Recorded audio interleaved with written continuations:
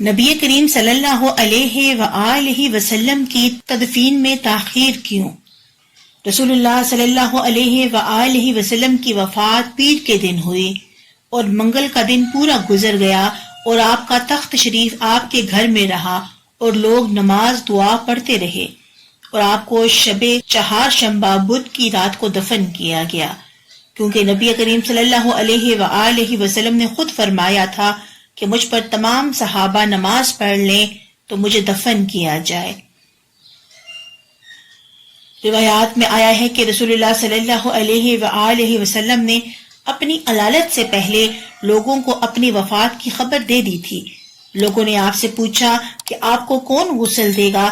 فرمایا میرے اہل بیت میں سے جو بھی میرے زیادہ قریب ہوگا۔ لوگوں نے دریافت کیا کن کپڑوں میں آپ کو کفن دیں گے؟ فرمایا ان کپڑوں میں جو زیب تن کیے ہوئے ہوں، یا مصری کپڑوں میں، یا یمانی چادروں میں، یا سفید کپڑوں میں۔ آپ کو یمنی دھاری دار چادروں میں کفن دیا گیا۔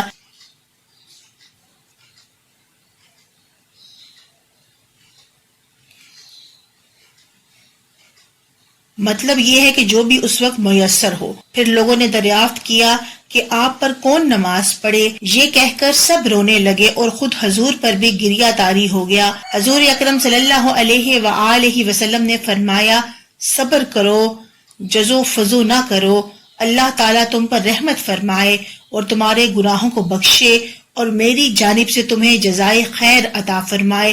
اور فرمایا جب تم مجھے غسل دے چکو اور کفن پہنا دو تو مجھے میری قبر کے پاس اس حجرے میں چھوڑ دینا اور کچھ عرصے کے لیے میرے پاس سے باہر چلے جانا۔ سب سے پہلے جو میری نماز جنازہ پڑھے گا وہ میرے دوست جبرائیل علیہ السلام ہوں گے، پھر میکائیل، پھر اسرافیل، پھر ملک الموت عزرائیل ملائکہ کے گروہ کے ساتھ۔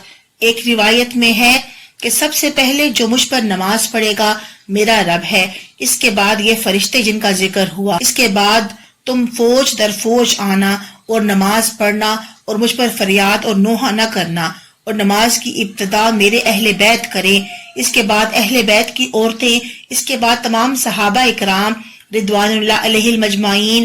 لوگوں نے پوچھا یا رسول اللہ صلی اللہ علیہ وآلہ وسلم قبر شریف میں آپ کو کون اتارے گا؟ فرمایا میرے اہل بیت فرشتوں کی ایک جماعت کے ساتھ جو ان کو دیکھتے ہوں گے اور وہ انہیں نہ دیکھ سکیں گے۔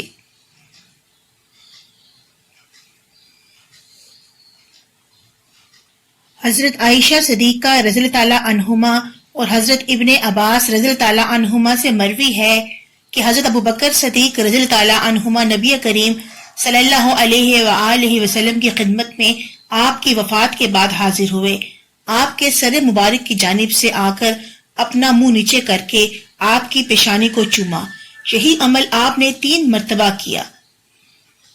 ابن ابی شیبہ نے روایت بیان کی ہے کہ حضرت ابن عمر رضی اللہ تعالیٰ عنہما فرماتے ہیں کہ حضرت ابوبکر صدیق رضی اللہ تعالیٰ عنہما حاضر ہوئے۔ آپ نے اپنا منہ رسول اللہ صلی اللہ علیہ وآلہ وسلم کی پیشانی مبارک پر رکھا اور چومنا شروع کیا، اور آپ رو رہے تھے، یعنی فقط آنسو بہا رہے تھے، کوئی چلانا واویلا کرنا نہیں تھا، اور یہ کہہ رہے تھے میرے ماں باپ آپ پر قربان، آپ کی موت و حیات کیسی ہی پاکیزہ ہے۔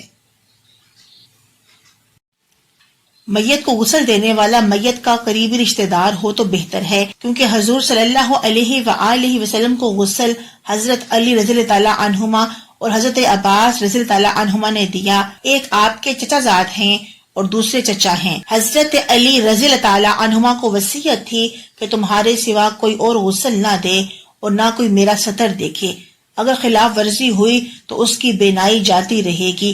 غسل دیتے وقت آپ کے جسم میں ادھر سے کوئی چیز برآمد نہیں ہوئی، جیسا کہ دوسرے لوگوں کے پیٹ وغیرہ سے خارج ہوتی ہے۔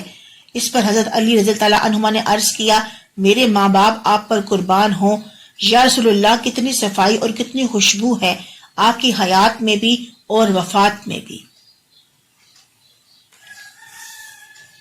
روایت ہے کہ غسل کے وقت حضور اکرم صلی اللہ علیہ وآلہ وسلم کی پلکوں کے نیچے اور ناف کے گوشے میں پانی جمع ہو گیا تھا۔ حضرت علی کرم اللہ وجہ کریم نے اس پانی کو اپنی زبان سے چوسا اور اٹھایا۔ حضرت علی رضی اللہ تعالیٰ عنہما فرماتے ہیں کہ اس وجہ سے مجھ میں علم کی کثرت اور حافظے کی قوت بہت زیادہ ہے۔ روایت میں آتا ہے کہ حضرت علی کرم اللہ وجہ کریم نے کسی قدر مشک اور عطر اپنے فرزندوں کے سپرد کیا اور وصیت کی کہ اس کو میرے کفن میں لگانا، کیونکہ یہ خوشبو حضور اکرم صلی اللہ علیہ وآلہ وسلم کی خوشبو سے بچائی ہوئی ہے۔